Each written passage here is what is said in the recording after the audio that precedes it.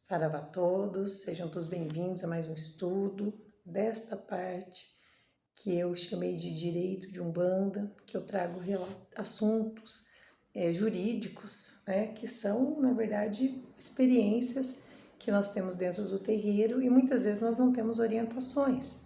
Então, para dar continuidade a esses temas, hoje nós vamos tratar de um crime que na verdade é bem comum, é um crime muito comum e infelizmente tem uma certa ocorrência também dentro dos terreiros de Umbanda, que é o crime de lesão corporal. E aí, o crime de lesão corporal, que é um crime bem simples a princípio, né? Eu vou já colocar aqui para vocês visualizarem o que é considerado crime de lesão corporal, gera uma enormidade de questões quando isso é trazido para dentro de uma gira de Umbanda, tá? Então, por isso que eu coloco essas questões de forma a reflexão e especialmente para alertar filhos e pais de santo, tá?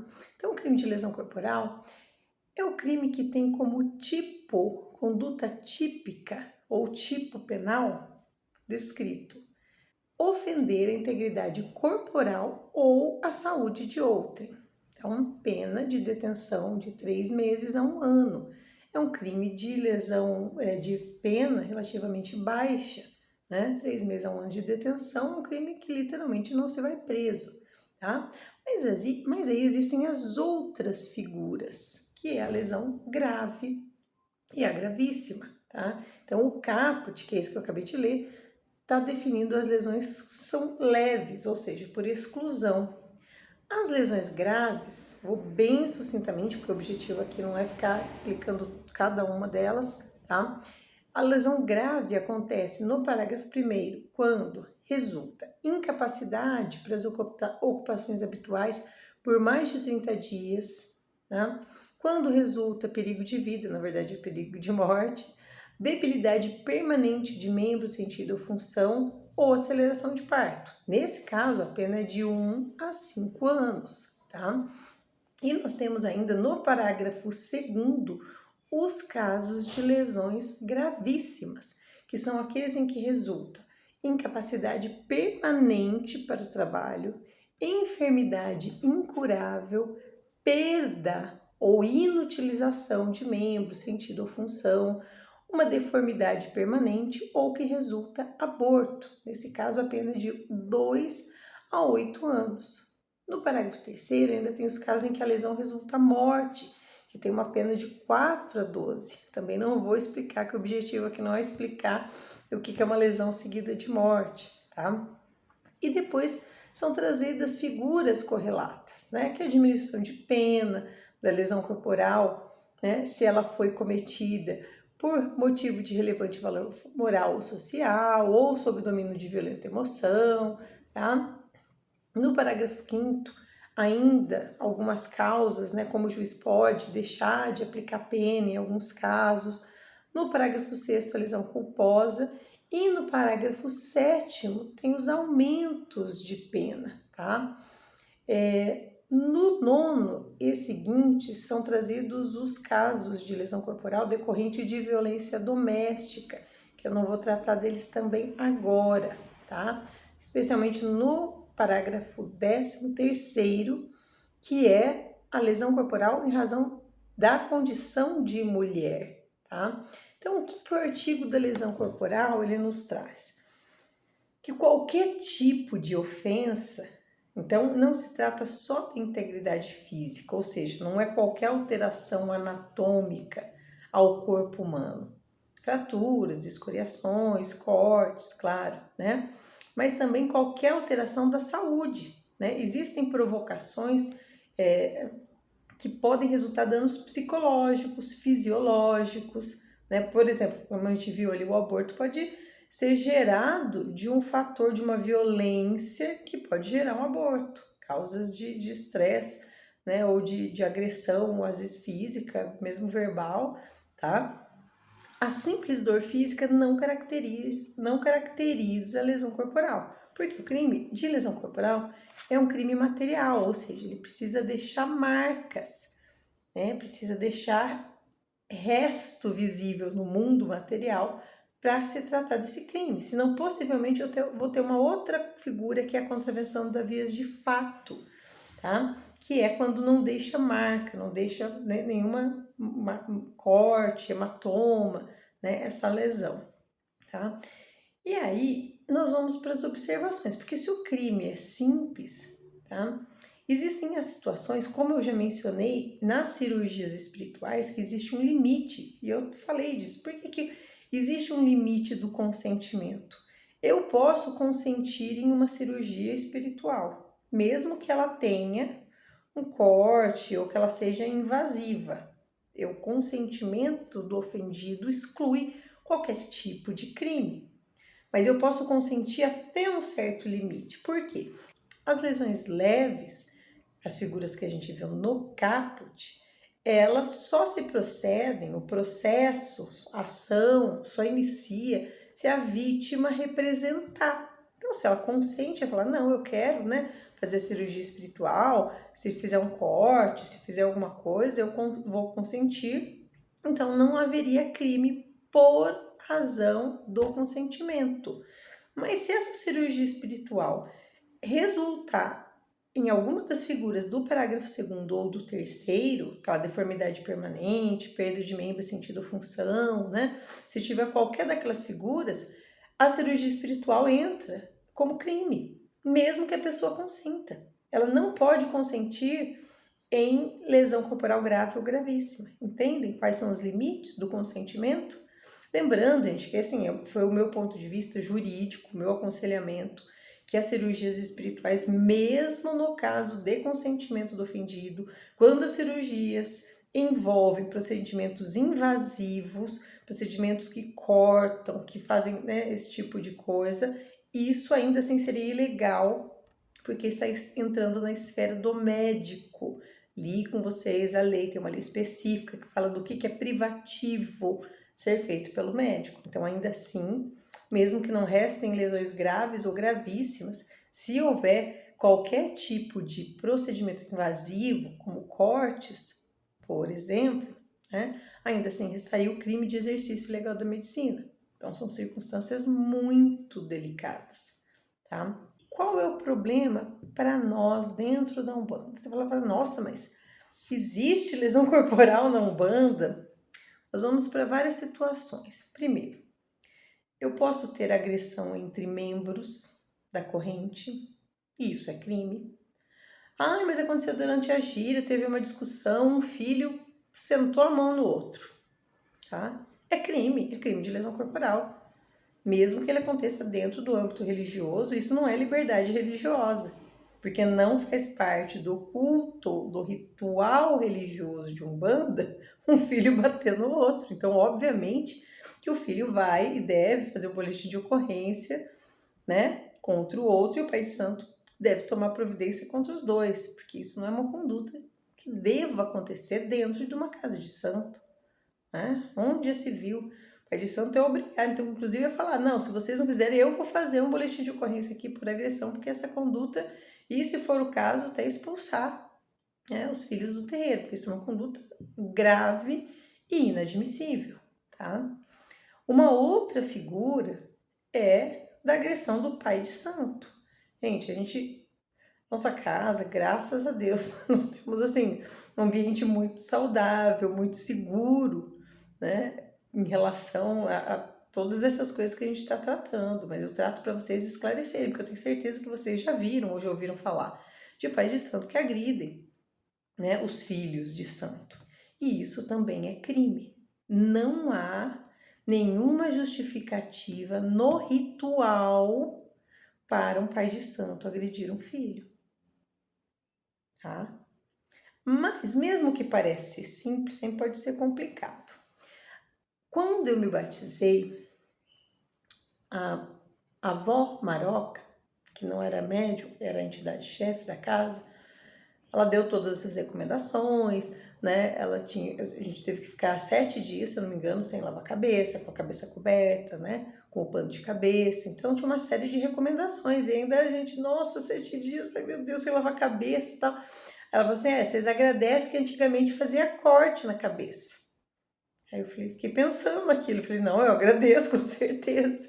Mas era muito comum antigamente, quando ia se fazer o batismo, ao invés de riscar o ori, né, com pemba, como é feito hoje, era riscado com uma faquinha ou com gilete, era com faca normalmente, e era feito uma cruz, e assim, era um corte mínimo, tá, gente? Mas é considerado lesão corporal. Mas era feito dessa forma. Ah, pode, se for juridicamente falando, se for com o consentimento do ofendido, né, a pessoa que está sendo batizada, como se trata de uma lesão leve, não tem problema nenhum, tá? Mas isso já é uma tradição que já vem sendo abandonada. São poucos lugares, né, poucos terreiros que fazem esse batismo com corte, isso era muito antigo, né? Aí uma outra questão, agora um pouco mais delicada. Agressão de entidades. Agressão de entidade, gente, num primeiro momento vocês vão falar assim, nem pensar onde se viu a entidade de luz, os seres de luz que são nossos guias, nossos mentores, eles não vão vir dentro do terreiro para bater em ninguém. É claro que não, gente. Eles têm respeito, têm muito mais educação e respeito que todos nós juntos. Então, essa questão de agressão de entidades, isso em 99% dos casos é o médium que está batendo e não a entidade que está agredindo, né?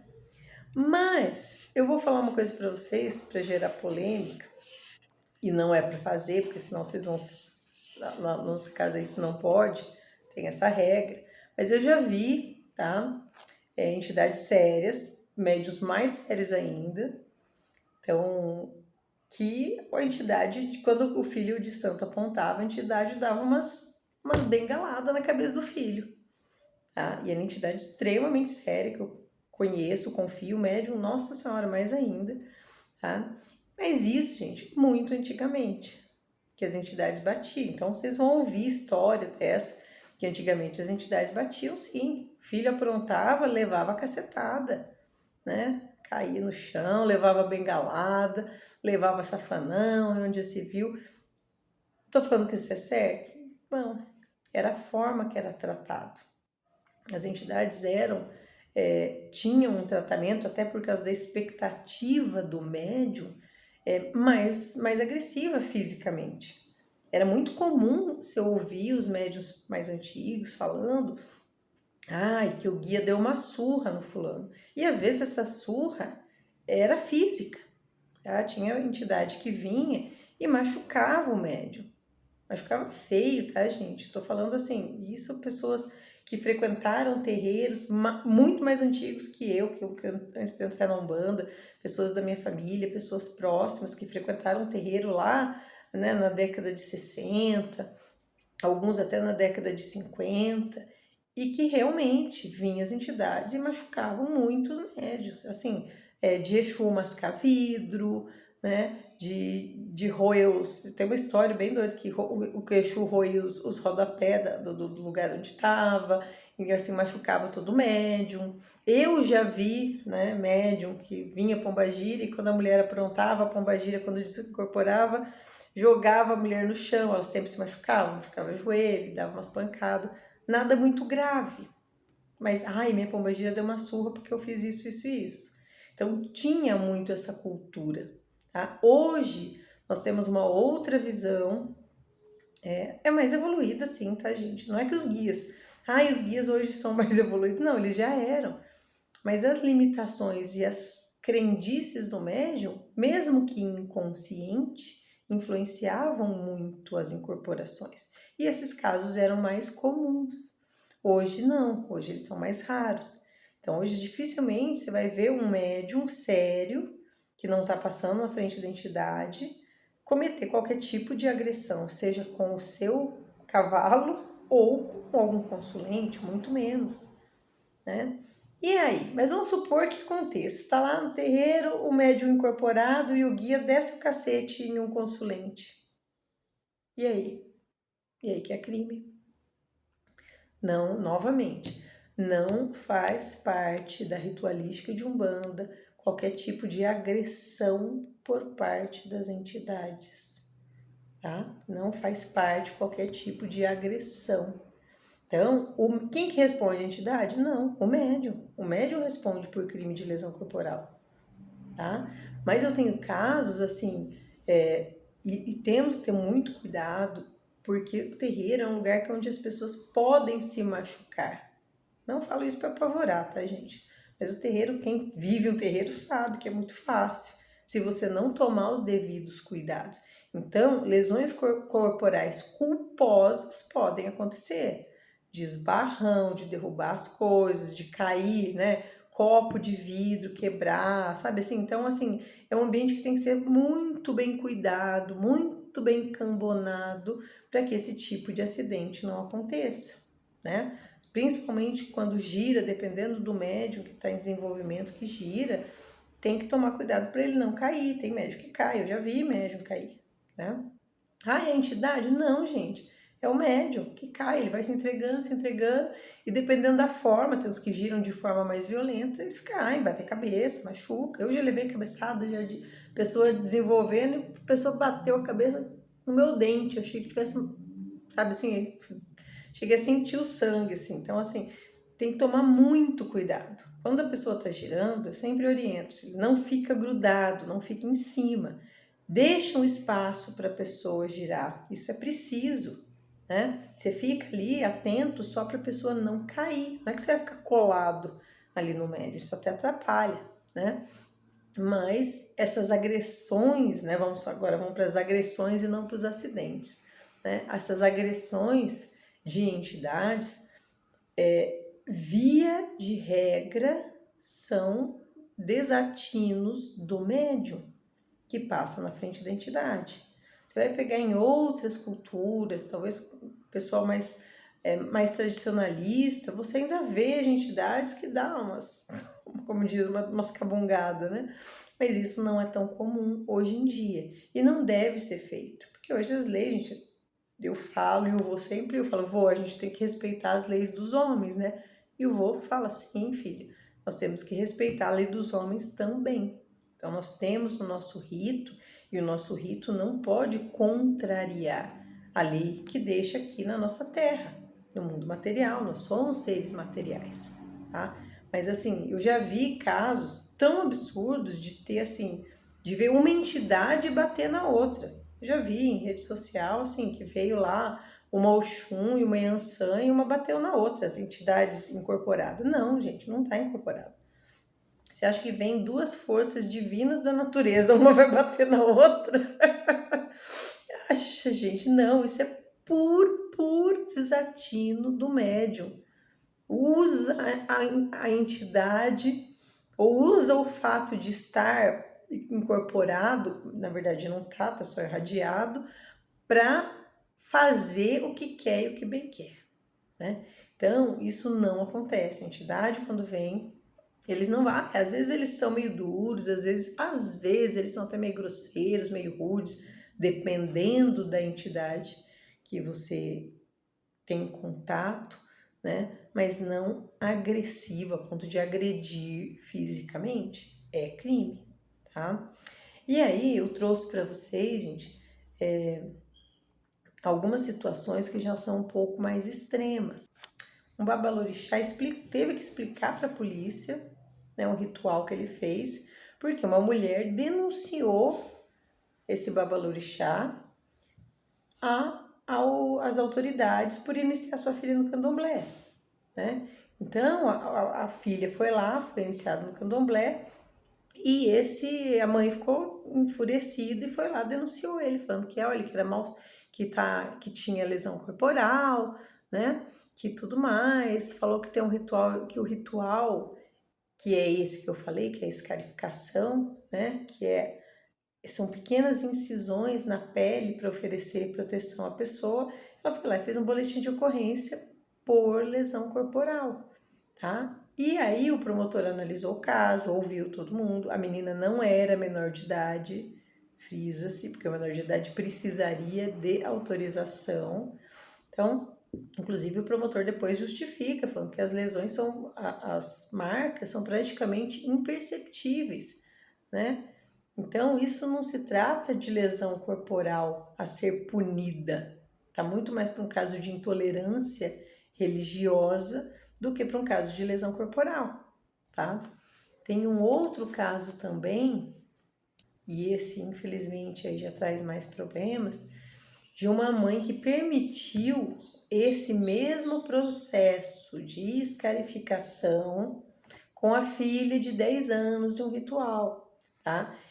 Nesse caso, a mãe, isso eu acho complicado. Por quê? Porque existe o Estatuto da Criança e do Adolescente que proíbe qualquer tipo de lesão e a mãe é responsável pela criança, tá? Eu não estou aqui julgando se deve, se não deve fazer. Eu, pessoalmente, não acho que menor de idade deve ser iniciado em qualquer religião, justamente para evitar esse tipo de problema.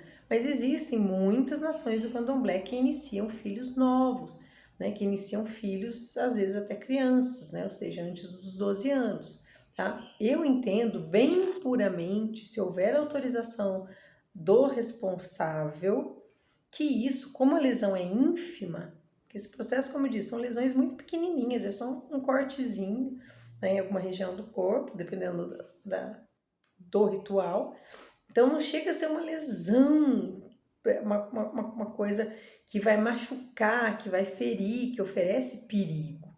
Tá? Então, se houver autorização realmente da mãe, eu não vejo nenhum tipo de crime, mas gera uma certa dor de cabeça até justificar. É um vizinho, é um tio, ou se for pai e mãe separado, o outro cônjuge não aceita, e levou e machucou minha filha, lesão corporal, né, a mãe não tá cuidando direito. Então, assim, para evitar tudo isso, mas é o direito, sim, da mãe iniciar. Se a religião permite, né, iniciar com 10 anos, a liberdade religiosa ampara tudo isso, tá?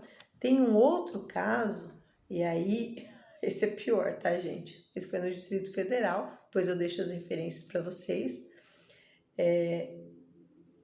que teve uma facada dentro de um terreiro de Umbanda, né? E de uma pombagira. Em tese, uma pombagira deu uma facada numa pessoa. É muito comum que as pombagiras usem adagas, punhais e faca, né? E aí, nesse caso, a pombagira deu uma facada na pessoa. Como eu disse, não está amparado por liberdade religiosa, tá? Isso é crime. A entidade de luz, que é pombagira, não vai dar uma facada em ninguém. Isso é excesso do médium, possivelmente, né? Por quê? O que aconteceu? Só para vocês entenderem. Teve uma agressão do pai de santo contra um homem, né? E esse pai de santo, em tese, estava incorporado como uma pombagira. Eu falo em tese porque eu não sei, não estava lá, tá, gente? E aí, o pai de santo, né, evitou se posicionar, tal, não se explicou direito, e veio a Federação de Umbanda e Candomblé daquela região e se posicionou contrariamente, dizendo que pombagira é ser de luz e que ela jamais cometeria esse tipo de agressão, tá? Mas o pai de santo não se explicou e possivelmente está respondendo aí por crime de lesão corporal, tá? Tem um outro caso também de uma pessoa, esse é um pouco mais perigoso, tá, gente? Por quê? Porque assim, você tem um pai de santo safado, lógico, se a gente não médium tem que tomar todos os cuidados e prestar toda a atenção para não ficar num lugar desse. Agora, você tem um caso aqui, esse foi na região de Sorocaba, tá? Que um homem foi preso, suspeito de agredir uma mulher dentro de um centro de Umbanda, e ele alega que foi tomado por uma entidade, e a entidade agrediu a pessoa. Então, isso aí possivelmente uma pessoa que incorporou na assistência e agrediu quem estava lá na assistência. Por isso, e por esse e outros motivos, é que na nossa casa não é permitido incorporar na assistência. A gente não sabe quem está vindo ali. Tem gente muito desequilibrada, que não tem a mínima condição. E aí a pessoa incorpora e agride, sabe lá Deus que entidade que vem ali incorporada. E podem existir entidades muito agressivas que encontram um médium que dá abertura, sim, e ele pode fazer besteira, com certeza. Tá? Então é por essa e outras razões. E aí responde? Claro que responde. Ah, mas eu estava incorporado, eu fui tomado por uma entidade e não vi nada. Vai responder por lesão corporal. Por quê? Porque dificilmente, a não ser que a pessoa seja esquizofrênica, tenha um diagnóstico, você vai conseguir provar que a pessoa estava incorporada e inconsciente naquele momento. Isso fica no âmbito religioso, no âmbito jurídico não vai conseguir, tá? Mas depois tem uma série de outras, tá? Outras questões que eu coloco como lesão culposa. Quais são esses casos de lesão culposa? Isso, gente, são casos de muita repercussão. Tem caso de incêndio, tá? Ó, tem um caso aqui, Zona Oeste do Rio, incêndio de centro de Umbanda, mata 1 e fere 12. O dirigente é responsável por lesão corporal culposa. Então tem que tomar muito cuidado quando vai se lidar com fogo, com pólvora, tem que ser feito na máxima segurança. Tem que ter extintor, tem que ter alvará, todas as casas, porque esse tipo de acidente pode acontecer. E é muito difícil o pai de santo, o dirigente da casa, se livrar de um crime de lesão corporal culposa, sendo ele responsável pelo local, tá? Tem um outro aqui em Goiânia. 2 pessoas morrem ao terem os corpos queimados depois de ritual em casa de Umbanda. Então, eu vou ler esses, mas vocês sabem que são muitos, né? Tem um outro mais recente aí no interior de São Paulo, né? Tem outro em Botucatu, tá? Então, esse tipo de situação, infelizmente, é muito comum. Então a casa não tinha axé. Não, gente, para, nada disso. É um acidente material, sabe? Falta de cuidado material. Queima uma vela perto de uma saia, perto de uma toalha.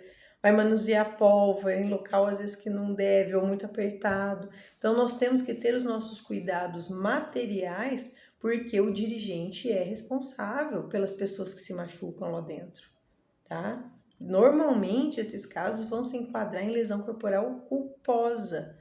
Então, fogo, bebida, álcool, né? Às vezes tem lugar que usa álcool para queimar, né? A pólvora, tudo isso deve ser manuseado com extremo cuidado para não lesionar nem os médiuns e nem os consulentes, tá? Eu espero ter solucionado algumas dúvidas, né? Parece ser um tema simples, mas juridicamente tem uma série de questões que tem que ser colocadas porque gera dúvida, tá? Principalmente para quem é leigo, para quem não tem contato, né, com o mundo jurídico. Então isso pode parecer que não, mas é importante ser ressaltado. Eu espero que vocês tenham aproveitado, que tenha sido útil para todos e deixem deixem suas perguntas e suas dúvidas, seus comentários nesse vídeo para que a gente possa junto ir trocando as ideias, trocando informações para enriquecer, fortalecer ainda mais a nossa comunidade de Umbanda. Saravá a todos!